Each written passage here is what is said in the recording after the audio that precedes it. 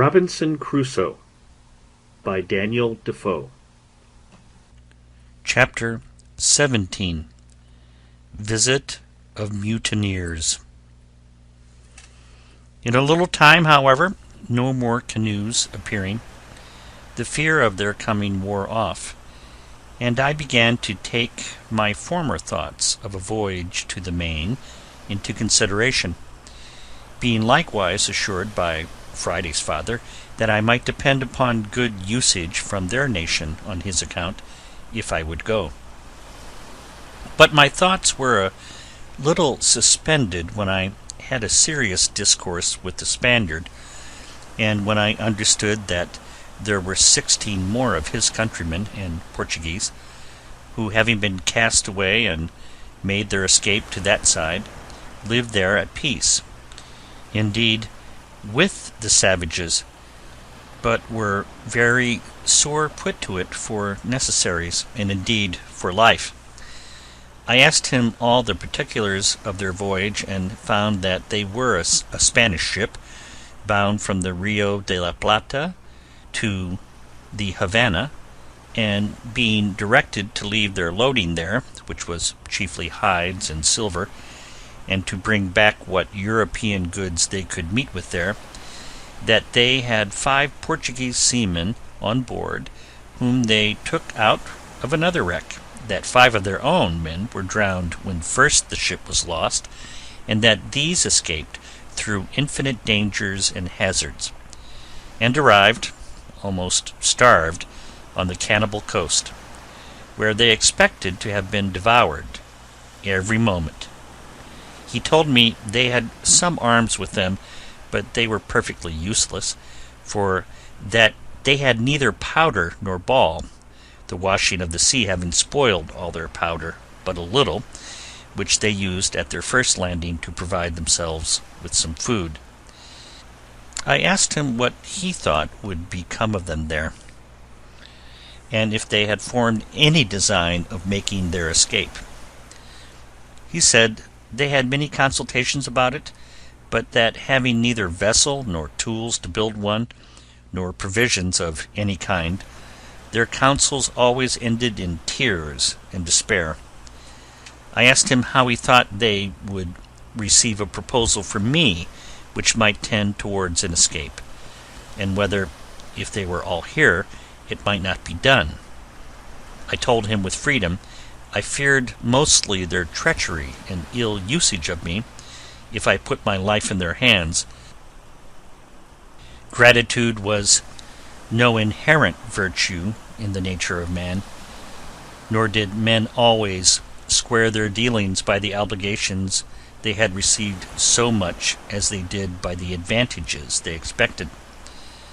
I told him it would be very hard that I should be made the instrument of their deliverance, and that they should afterwards make me their prisoner in New Spain, and where an Englishman was certain to be made a sacrifice, what necessity or what accident soever brought him thither, and that I had rather be delivered up to the savages and be devoured alive than fall into the merciless claws of the priests and be carried into the Inquisition.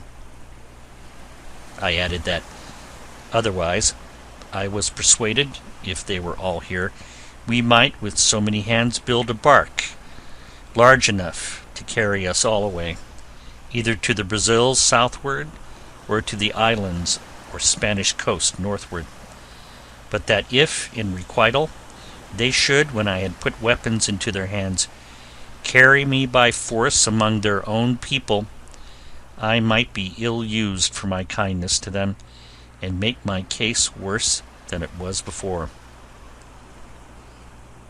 He answered, with a great deal of candour and ingenuousness, that their condition was so miserable, and that they were so sensible of it, that he believed they would abhor the thought of using any man unkindly that should contribute to their deliverance, and that, if I pleased, he would go to them with the old man, and discourse with them about it, and return again and bring me their answer, that he would make conditions with them, upon their solemn oath, that they should be absolutely under my direction as their commander and captain, and they should swear upon the holy sacraments and gospel to be true to me, and go to such Christian country as I should agree to, and no other, and to be directed wholly and absolutely by my orders till they were landed safely in such country as I intended, and that he would bring a contract from them under their hands for that purpose. Then he told me he would first swear to me himself that he would never stir from me as long as he lived, till I gave him orders, and that he would take my side to the last drop of his blood if there should happen the least breach of faith among his countrymen. He told me they were all of them very civil, honest men, and they were under the greatest distress imaginable, having neither weapons, nor clothes, nor any food, but at the mercy and discretion of the savages, out of all hopes of ever returning to their own country, and that he was sure, if I would undertake their relief, they would live and die by me. Upon these assurances I resolved to venture to relieve them, if possible, and to send the old savage and this Spaniard over to them to treat. But when we had got all things in readiness to go, the Spaniard himself started an objection, which had so much prudence in it on the one hand, and so much sincerity on the other hand, that I could not but be very well satisfied in it, and by his advice put off the deliverance of his comrades for at least half a year. The case was thus. He had been with us now about a month, during which time I had let him see in what manner I had provided, with the assistance of Providence, for my support, and he saw evidently what stock of corn and rice I had laid up, which, though it was more than sufficient for myself, yet it was not sufficient, without good husbandry, for my family. Now it was increased to 4, but much less would it be sufficient if his countrymen, who were, as he said, 16 still alive, should come over, and least of all would it be sufficient to victual our vessel, if we should build one, for a voyage to any of the Christian colonies of America. So he told me he thought it would be more advisable to let him and the other 2 dig and cultivate some more land, as much as I could spare seed to sow, and that we should wait another harvest, that we might have a supply of corn for his countrymen when they should come, for want might be a temptation to them to disagree, or not to think themselves delivered, otherwise than out of one difficulty into another. You know, says he, the children of Israel, though they rejoiced at first for their being delivered out of Egypt, yet rebelled even against God himself, that delivered them, when they came to want bread in the wilderness. His caution was so seasonable, and his advice so good, that I could not but be very well pleased with his proposal, as well as I was satisfied with his fidelity. So we fell to digging, all 4 of us, as well as the wooden tools we were furnished with permitted, and in about a month's time, by the end of which it was seed time, we had got as much land cured and trimmed up as we sowed 22 bushels of barley on, and 16 jars of rice, which was, in short, all the seed we had to spare. Indeed, we left ourselves barely sufficient for our own food for the next 6 months that we had to expect our crop. That is to say, reckoning from the time we set our seed aside for sowing, for it is not to be supposed it is 6 months in the ground in that country. Having now society enough, and our numbers being sufficient to put us out of fear of the savages, if they had come, unless their number had been very great, We went freely all over the island whenever we found occasion, and as we had had our escape or deliverance upon our thoughts, it was impossible, at least for me, to have the means of it out of mine. For this purpose I marked out several trees which I thought fit for our work, and I set Friday and his father to cut them down, and then I caused the Spaniard, to whom I imparted my thoughts in that affair, to oversee and direct their work. I showed them with what indefatigable work I had hewed a large tree into single planks, and I caused them to do the like, till they made about a dozen large planks of good oak, near 2 feet broad, 35 feet long, and from 2 inches to 4 inches thick. What prodigious labor it took up any one can imagine. At the same time, I contrived to increase my little flock of tame goats as much as I could, and for this purpose I made Friday and the Spaniard go out one day, and myself with Friday the next day, for we took our turns, and by this means we got about 20 young kids to breed up with the rest, for whenever we shot the dam we saved the kids, and added them to our flock. But above all, the season for curing the grapes coming on, I caused such a prodigious quantity to be hung up in the sun, that, I believe, had we been at Alicant, where the raisins of the sun are cured, we could have filled 60 or 80 barrels.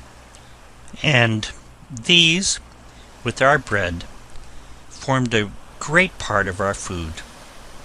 Very good living, too, I assure you, for they are exceedingly nourishing. It was now harvest, and our crop in good order. It was not the most plentiful increase I had seen in the island, but, however, it was enough to answer our end. For from 22 bushels of barley we brought in and thrashed out above 220 bushels, and the like in proportion of the rice, which was store enough for our food to the next harvest, though all the 16 Spaniards had been on shore with me. Or if we had been ready for a voyage, it would very plentifully have victualled our ship to have carried us to any part of the world, that is to say, any part of America. When we had thus housed and secured our magazine of corn, we fell to work to make more wickerware, that is, great baskets, in which we kept it, and the Spaniard was very handy and dexterous at this part, and often blamed me that I did not make some things for defence of this kind of work, but I saw no need of it. And now, having a full supply of food for all the guests I expected, I gave the Spaniard leave to go over to the main, to see what he could do with those he had left behind him there. I gave him a strict charge not to bring any man who would not first swear in the presence of himself and the old savage that he would in no way injure, fight with, or attack the person he should find in the island, who was so kind as to send to them in order to their deliverance, but that they would stand by him and defend him against all such attempts, and wherever they went, would be entirely under and subjected to his command, and that this should be put in writing and signed in their hands. How they were to have done this, when I knew they had neither pen nor ink, was a question which we never asked.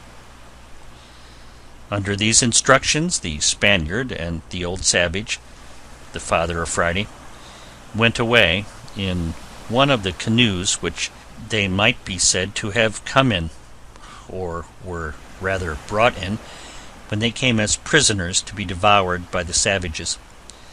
I gave each of them a musket with a firelock on it, and about 8 charges of powder and ball, charging them to be very good husbands of both, and not to use either of them but upon urgent occasions.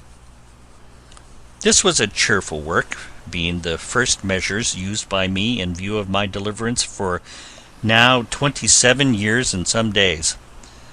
I gave them provisions of bread and dried grapes, sufficient for themselves for many days, and sufficient for all the Spaniards for about 8 days' time, and wishing them a good voyage, I saw them go, agreeing with them about a signal they should hang out at their return, by which I should know them again when they came back at a distance before they came on shore. They went away with a fair gait on the day before the moon was at full, by my account in the month of October, but as for an exact reckoning of days after I once lost it, I could never recover it again, nor had I kept even the number of years so punctually as to be sure I was right, though, as it proved when I afterwards examined my account, I found I had kept a true reckoning of years. It was no less than 8 days I had waited for them, when a strange and unforeseen accident intervened, of which the like has not, perhaps, been heard of in history. I was fast asleep in my hutch one morning, when my man Friday came running in to me, and called aloud, "Master, master, they are come, they are come!" I jumped up, and regardless of danger I went, as soon as I could get my clothes on, through my little grove, which, by the way, was by this time grown to be a very thick wood. I say, regardless of danger, I went without my arms, which was not my custom to do. But I was surprised when, turning my eyes to the sea, I presently saw a boat at about 1.5 leagues distance, standing in for the shore, with a shoulder of mutton sail, as they call it, and the wind blowing pretty fair to bring them in. Also, I observed, presently, that they did not come from that side which the shore lay on, but from the southernmost end of the island. Upon this I called Friday in, and bade him lie close, for these were not the people we looked for, and that we might not yet know whether they were friends or enemies. In the next place I went in to fetch my perspective glass to see what I could make of them, and having taken the ladder out, I climbed up to the top of the hill, as I used to do when I was apprehensive of anything, and to take my view the plainer without being discovered. I had scarce set my foot upon the hill when my eye plainly discovered a ship lying at anchor, at about 2.5 leagues distance from me, south-southeast, but not above 1.5 leagues from the shore. By my observation it appeared plainly to be an English ship, and the boat appeared to be an English longboat. I cannot express the confusion I was in, though the joy of seeing a ship, and one that I had reason to believe was manned by my own countrymen, and consequently friends, was such as I cannot describe. But yet I had some secret doubts hung about me. I cannot tell from whence they came, bidding me keep upon my guard. In the first place, it occurred to me to consider what business an English ship could have in that part of the world, since it was not the way to or from any part of the world where the English had any traffic, and I knew there had been no storms to drive them in there in distress, and that if they were really English, it was most probable that they were here upon no good design, and that I had better continue as I was than fall into the hands of thieves and murderers. Let no man despise the secret hints and notices of danger which sometimes are given him when he may think there is no possibility of its being real. That such hints and notices are given us, I believe few that have made any observation of things can deny. That they are certain discoveries of an invisible world and a converse of spirits, we cannot doubt. And if the tendency of them seems to be to warn us of danger, why should we not suppose they are from some friendly agent, whether supreme or inferior and subordinate is not the question, and that they are given for our good. The present question abundantly confirms me in the justice of this reasoning, for had I not been made cautious by this secret admonition, come it from whence it will, I had been undone inevitably and in a far worse condition than before, as you will see presently. I had not kept myself long in this posture, till I saw the boat draw near the shore, as if they looked for a creek to thrust in at, for the convenience of landing. However, as they did not come quite far enough, they did not see the little inlet where I formerly landed my rafts, but ran their boat on shore upon the beach, at about half a mile from me, which was very happy for me, for otherwise they would have landed just at my door, as I may say, and would soon have beaten me out of my castle, and perhaps have plundered me of all I had. When they were on shore, I was fully satisfied they were Englishmen, at least most of them. One or two I thought were Dutch, but it did not prove so. There were in all 11 men, whereof 3 of them I found were unarmed and, as I thought, bound. And when the first 4 or 5 of them were jumped on shore, they took those 3 out of the boat as prisoners. One of the 3 I could perceive using the most passionate gestures of entreaty, affliction, and despair, even to a kind of extravagance. The other 2 I could perceive lifted up their hands sometimes, and appeared concerned indeed, but not to such a degree as the first. I was perfectly confounded at the sight, and knew not what the meaning of it should be. Friday called out to me in English, as well as he could, "O master, you see, English mans eat prisoner as well as savage mans." "Why, Friday," says I, "do you think they are going to eat them then?" "Yes," says Friday, "they will eat them." "No, no," says I, "Friday, I am afraid they will murder them indeed, but you may be sure they will not eat them." All this while I had no thought of what the matter really was, but stood trembling with the horror of the sight, expecting every moment when the 3 prisoners should be killed.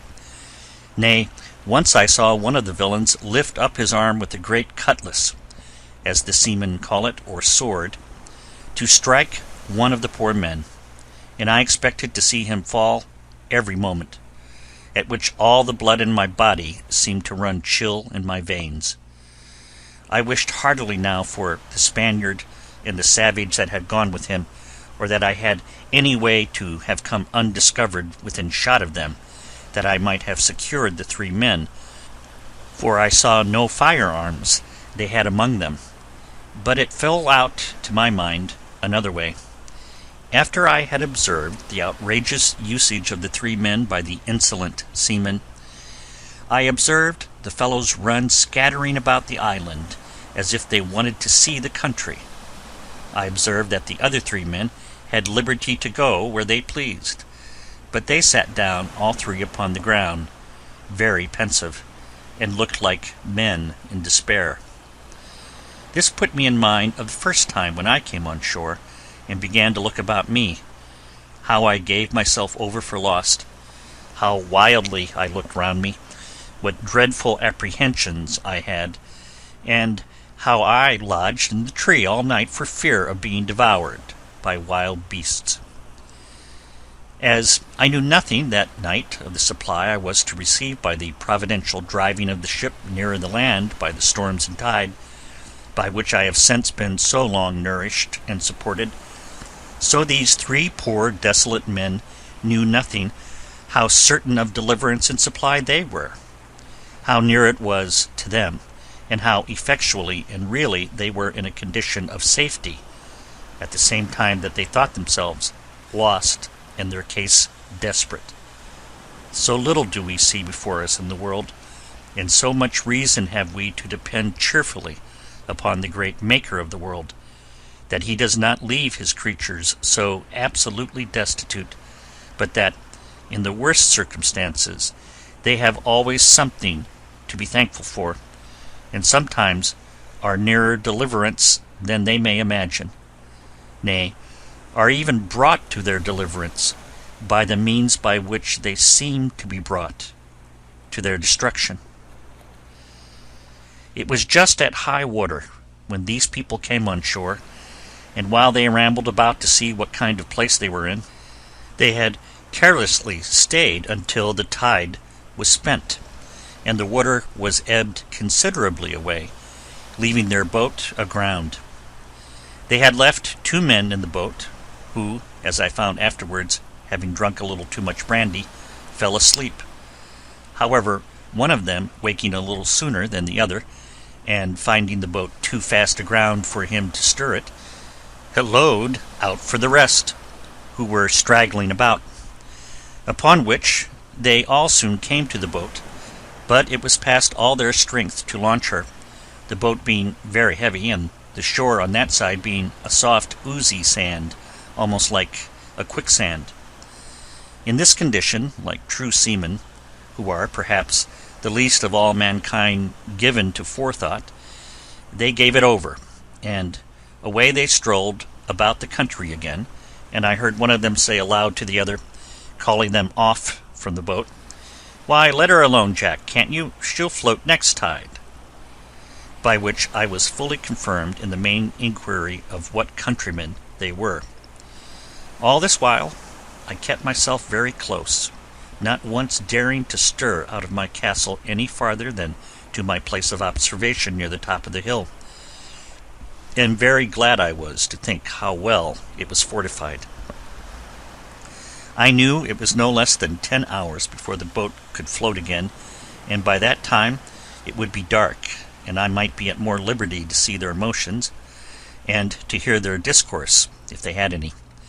In the meantime, I fitted myself up for a battle, as before, though with more caution, knowing I had to do with another kind of enemy than I had at first.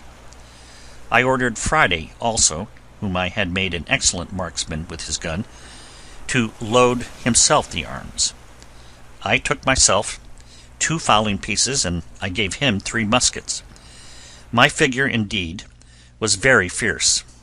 I had a formidable goat-skin coat on, with a great cap I have mentioned, a naked sword by my side, 2 pistols in my belt, and a gun upon each shoulder. It was my design, as I said above, not to have made any attempt till it was dark, but about 2 o'clock, being the heat of the day, I found that they were all gone straggling into the woods, and, as I thought, laid down to sleep. The 3 poor distressed men, too anxious for their condition to get any sleep, had, however, sat down under the shelter of a great tree, at about 1/4 of a mile from me, and, as I thought, out of sight of any of the rest. Upon this I resolved to discover myself to them, and learn something of their condition. Immediately I marched as above, my man Friday at a good distance behind me, as formidable for his arms as I, but not making quite so staring a spectre-like figure as I did. I came as near them, undiscovered, as I could, and then, before any of them saw me, I called aloud to them in Spanish, "What are ye, gentlemen?" They started up at the noise, but were 10 times more confounded when they saw me, and the uncouth figure that I made. They made no answer at all, but I thought I perceived them just going to fly from me when I spoke to them in English. "Gentlemen," said I, "do not be surprised at me. Perhaps you may have a friend near when you did not expect it." "He must be sent directly from heaven, then," said one of them very gravely to me, and pulling off his hat at the same time to me, "for our condition is past the help of man." "All help is from heaven, sir," said I. "But can you put a stranger in the way to help you?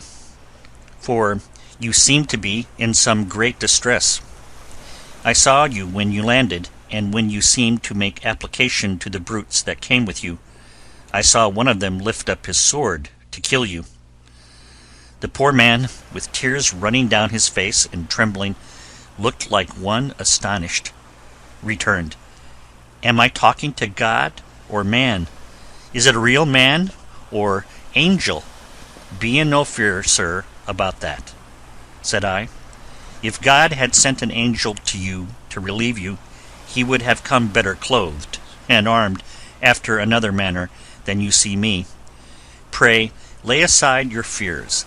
I am a man, an Englishman, and disposed to assist you. You see, I have one servant only. We have arms and ammunition. Tell us freely, can we serve you? What is your case?" "Our case, sir," said he, "is too long to tell you while our murderers are so near us. But in short, sir, I was commander of that ship. My men have mutinied against me. They have been hardly prevailed on not to murder me, and at last have set me on shore in this desolate place with these 2 men with me, one my mate and the other a passenger, where we expected to perish, believing the place to be uninhabited, and know not yet what to think of it." "Where are these brutes, your enemies?" said I. "Do you know where they are gone?" "Why, there they lie, sir," said he, pointing to a thicket of trees. "My heart trembles for fear. They have seen us and heard you speak. If they have, they will certainly murder us all." "Have they any firearms?" said I. He answered, "They had only 2 pieces, one of which they left in the boat." "Well then," said I, "leave the rest to me. I see they are all asleep. It is an easy thing to kill them all, but shall we rather take them prisoners?" He told me there were 2 desperate villains among them that it was scarce safe to show any mercy to, but if they were secured, he believed all the rest would return to their duty. I asked him which they were.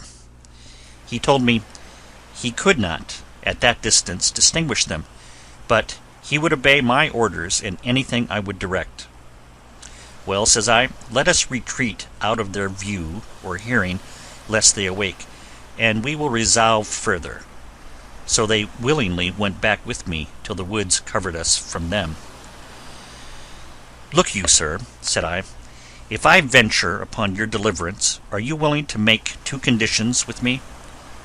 He anticipated my proposals by telling me that both he and his ship, if recovered, should be wholly directed and commanded by me in everything, and if the ship was not recovered, he would live and die with me in what part of the world soever I would send him. And the 2 other men said the same. "Well," says I, "my conditions are but 2.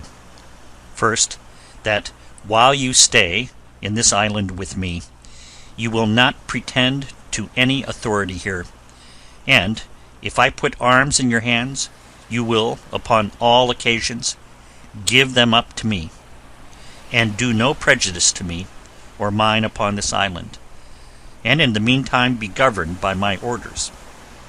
Secondly, that if the ship is or may be recovered, you will carry me and my man to England passage free." He gave me all the assurances that the invention or faith of man could devise, that he would comply with these most reasonable demands, and besides would owe his life to me, and acknowledge it upon all occasions, so long as he lived. "Well then," said I, "here are 3 muskets for you, with powder and ball. Tell me next what you think is proper to be done."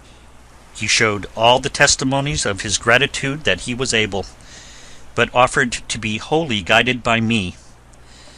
I told him I thought it was very hard venturing anything, but the best method I could think of was to fire on them at once as they lay, and if any were not killed at the first volley and offered to submit, we might save them, and so put it wholly upon God's providence to direct the shot. He said, very modestly, that he was loath to kill them if he could help it, but that those 2 were incorrigible villains, and had been the authors of all the mutiny in the ship, and if they escaped, we should be undone still. for they would go on board and bring the whole ship's company and destroy us all. Well then, says I, necessity legitimates my advice, for it is the only way to save our lives. However, seeing him still cautious of shedding blood, I told him they should go themselves, and manage as they found convenient. In the middle of this, we heard some of them awake, and soon after we saw 2 of them on their feet. I asked him if either of them were the heads of the mutiny. He said no. Well then, said I, you may let them escape, and Providence seems to have awakened them on purpose to save themselves. Now, says I, if the rest escape you, it is your fault. Animated with this, he took the musket I had given him in his hand, and a pistol in his belt, and his 2 comrades with him, with each a piece in his hand. The 2 men who were with him going first made some noise, at which one of the seamen who was awake turned about, and seeing them coming, cried out to the rest, but was too late then, for the moment he cried out they fired. I mean the 2 men, the captain wisely reserving his own piece. They had so well aimed their shot at the men they knew, that one of them was killed on the spot, and the other very much wounded, but not being dead, he started up on his feet, and called eagerly for help to the other. But the captain, stepping to him, told him it was too late to cry for help. He should call upon God to forgive his villainy, and with that word knocked him down with the stock of his musket, so that he never spoke more. There were 3 more in the company, and one of them was slightly wounded. By this time I was come, and when they saw their danger, and that it was vain to resist, they begged for mercy. The captain told them he would spare their lives if they would give him an assurance of their abhorrence of the treachery they had been guilty of, and would swear to be faithful to him in recovering the ship, and afterwards in carrying her back to Jamaica, from whence they came. They gave him all the protestations of their sincerity that could be desired, and he was willing to believe them and spare their lives, which I was not against, only that I obliged him to keep them bound hand and foot while they were on the island. While this was doing, I sent Friday with the captain's mate to the boat with orders to secure her, and bring away the oars and sails, which they did, and by 3 straggling men, that were, happily for them, parted from the rest, came back from hearing the guns fired, and seeing the captain, who was before their prisoner, now their conqueror, they submitted to be bound also, and so our victory was complete. It now remained that the captain and I should inquire into one another's circumstances. I began first, and told him my whole history, which he heard with an attention even to amazement, and particularly at the wonderful manner of my being furnished with provisions and ammunition. And indeed, as my story is a whole collection of wonders, it affected him deeply. But when he reflected from thence upon himself, and how I seemed to have been preserved there on purpose to save his life, the tears ran down his face, and he could not speak a word more. After this communication was at an end, I carried him and his 2 men into my apartment, leading them in just where I came out, that is, at the top of the house, where I refreshed them with such provisions as I had, and showed them all the contrivances I had made during my long inhabiting that place. All I showed them, all I said to them, was perfectly amazing, but above all, the captain admired my fortification, and how perfectly I had concealed my retreat with a grove of trees, which having been now planted nearly 20 years, and the trees growing much faster than in England, was become a little wood, so thick that it was impassable in any part of it but at that one side where I had reserved my little winding passage into it. I told him this was my castle and my residence, but that I had a seat in the country, as most princes have, whither I could retreat upon occasion, and I would show him that too another time. But at present our business was to consider how to recover the ship. He agreed with me as to that, but told me he was perfectly at a loss what measures to take, for that there were 26 hands still on board, who, having entered into a cursed conspiracy, by which they had all forfeited their lives to the law, would be hardened in it now by desperation, and would carry it on, knowing that if they were subdued, they would be brought to the gallows as soon as they came to England, or to any of the English colonies, and that, therefore, there would be no attacking them with so small a number as we were. I mused for some time on what he had said, and found it was a very rational conclusion, and that therefore something was to be resolved on speedily, as well to draw the men on board into some snare for their surprise, as to prevent their landing upon us, and destroying us. Upon this, it presently occurred to me that in a little while the ship's crew, wondering what was become of their comrades and of the boat, would certainly come on shore in their other boat to look for them, and that then perhaps they might come armed and be too strong for us. This he allowed to be rational. Upon this I told him the first thing we had to do was to stave the boat which lay upon the beach, so that they might not carry her off, and taking everything out of her, leave her so far useless as not to be fit to swim. Accordingly we went on board, took the arms which were left on board out of her, and whatever else we found there, which was a bottle of brandy and another of rum, a few biscuit cakes, a horn of powder, and a great lump of sugar in a piece of canvas. The sugar was 5 or 6 pounds, all which was very welcome to me, especially the brandy and sugar, of which I had had none left for many years. When we had carried all these things on shore, the oars, mast, sail, and rudder of the boat were carried away before, we knocked a great hole in her bottom, that if they had come strong enough to master us, yet they could not carry off the boat. Indeed, it was not much in my thoughts that we should be able to recover the ship, but my view was that if they went away without the boat, I did not much question to make her again fit to carry as to the Leeward Islands, and call upon our friends the Spaniards in my way, for I had them still in my thoughts. End of chapter 17.